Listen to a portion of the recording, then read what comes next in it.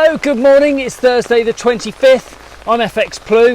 It's hooning it down here, so Bertie's back in his barber and I'm back under the brolly for the market brief. So Boris went to Ukraine yesterday. That was for one of his last official engagements in office. He called for the UK and Europe to endure the energy emergency in order to defeat Putin. That was as Russia announced it will close the Nord Stream 1 pipeline for 3 days next week. They say it's for essential maintenance, but it's more likely it's essential to maintain the disruptive supplies to Europe. Hashtag gas bans. Back home, Business Secretary Kwasi Karteng has been meeting with energy sector bosses. One suggestion from the CEO of Scottish Power is to freeze the energy cap for 2 years. Government guarantees for loans would then enable energy companies to borrow from commercial lenders at half decent rates, buy the gas at the current higher prices and avoid passing the higher costs on to consumers. The estimated cost would be about £100 billion over the 2-year period. Bargain. The new October energy cap is due to be announced tomorrow. That's expected to be increased to around £3,400 and further increases will follow in January and April next year. In the market, sterling fell to 117.55 against the dollar yesterday.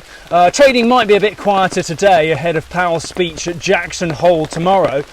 We opened this morning around 118.40 against both the euro and the dollar. And yes, that means euro dollar is floating around parity once again. That's around 99.95 on the open. Over in the US, the main focus will be Powell's speech tomorrow. He's expected to confirm that the Fed will stick to the plan of bringing inflation under control. The hope is that he will flesh out these ideas and give the market a little bit of an update, as there haven't been many Fed member comments made in the run-up to Jackson Hole. But who knows, maybe he'll use the platform to redefine a recession and explain why 2 quarters of negative growth no longer counts as a recession for the US. There is an update for Q2 GDP later today. That's expected that the negative 0.9% originally reported will be improved to negative 0.8%, but that's still 0.8% away from avoiding a technical recession. Your move, pal. The dollar index reached 109.10 but couldn't sustain the momentum. That fell back and it closed around 108.65 on the day.